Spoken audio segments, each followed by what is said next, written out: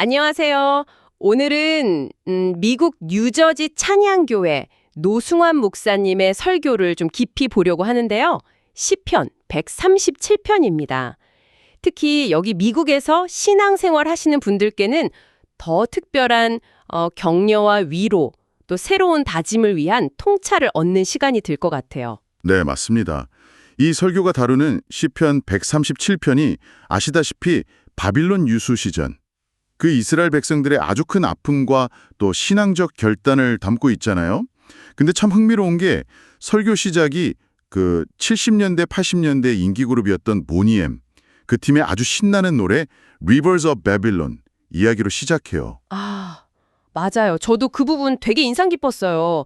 노래는 정말 신나는데 그 가사 배경은 사실 너무 슬픈 역사잖아요. 이 아이러니. 그렇죠. 설교는 바로 그 지점을 파고들어요. 어떻게 그 슬픈 시가 그런 디스코 음악의 가사가 될 수 있었을까? 설교 내용을 보면 그 바빌론 강가에 앉아서 시온을 생각하며 울었던 유대인들, 그 심정이 정말 단순히 고향 그립다 이 정도가 아니더라고요. 네, 나라가 망한 것에 대한 어떤 울분도 있고 또 하나님께 버림받은 건 아닌가 하는 그런 절망감. 심지어는 우리 죄 때문에 이렇게 된 건 아닐까 하는 자책감까지 이게 다 뒤섞인 눈물이었다는 거죠. 정말 처절했겠어요. 네, 그런데 그들을 더 힘들게 했던 게 있었죠. 뭐였죠? 바로 그 바빌론 사람들이 조롱하듯이 너희 시온 노래 한번 불러봐라 이렇게 요구했던 거예요. 아, 정말 너무하네요. 이게 그냥 노래 불러달라는 게 아니거든요. 그들의 신앙 자체를 모욕하고 거룩한 것을 그냥 웃음거리로 만들려는 그런 의도였던 거죠. 정말 신앙의 근간을 흔드는 그런 도전이었겠네요. 맞습니다. 근데 바로 그 상황에서 터져나온 외침이 있었잖아요. 예루살렘아, 내가 너를 잊는다면 내 오른손아 너는 그냥 말라 비틀어져 버려라.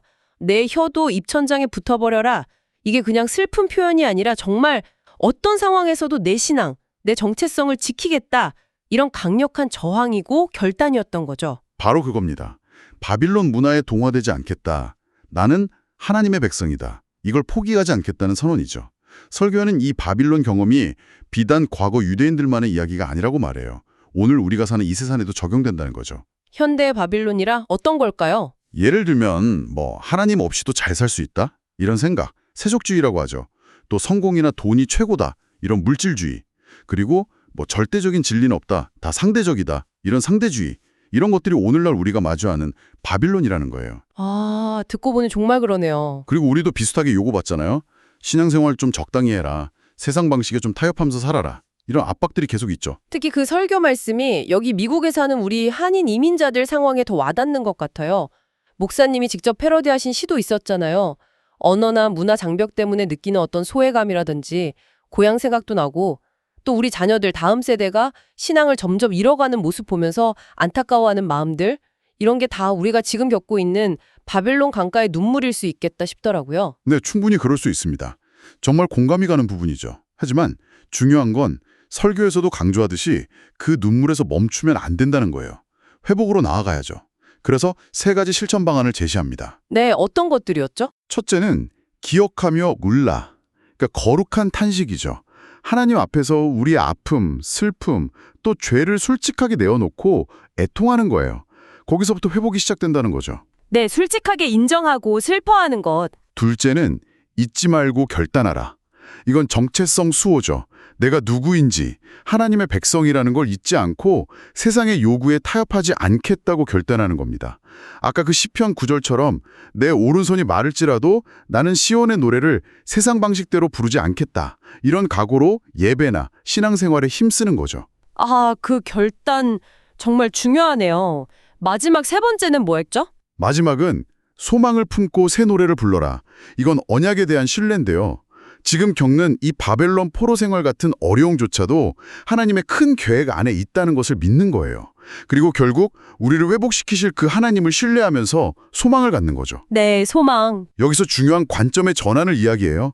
우리가 그냥 어쩔 수 없이 끌려온 패배한 난민이 아니라 이 땅에 하나님의 뜻을 위해 파견된 선교사다. 이렇게 생각을 바꾸는 거죠. 와, 관점의 전환. 우리가 난민이 아니라 선교사다. 이건 정말 큰 차이를 만들겠는데요. 그렇죠. 그렇게 관점에 바뀌면 이제 구체적인 실천들이 가능해지는 거예요. 예를 들어 가정에서 자녀와 신앙 이야기를 나누는 것, 또 직장에서 어떤 윤리적인 딜레마 앞에서 기도하면서 분별하려고 애쓰는 것. 교회 공동체 안에서 서로 힘든 일 나누고 격려하는 것도 포함되겠고요. 맞습니다.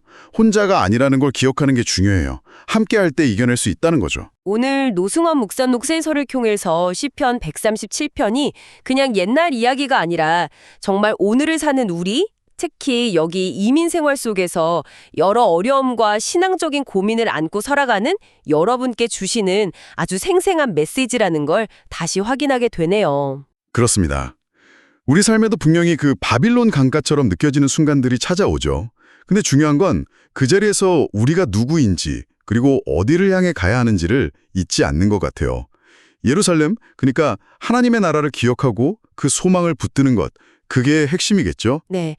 오늘 저희가 나눈 이야기들이 여러분의 신앙 여정에 작은 위로가 되고 또 새로운 도전이 되었으면 좋겠습니다. 자, 그렇게 하면 이제 여러분은 이 메시지를 어떻게 여러분의 삶 속에서 한번 살아내보시겠어요? 이 질문을 오늘 마음에 품고 돌아가시는 시간이 되시면 좋겠습니다.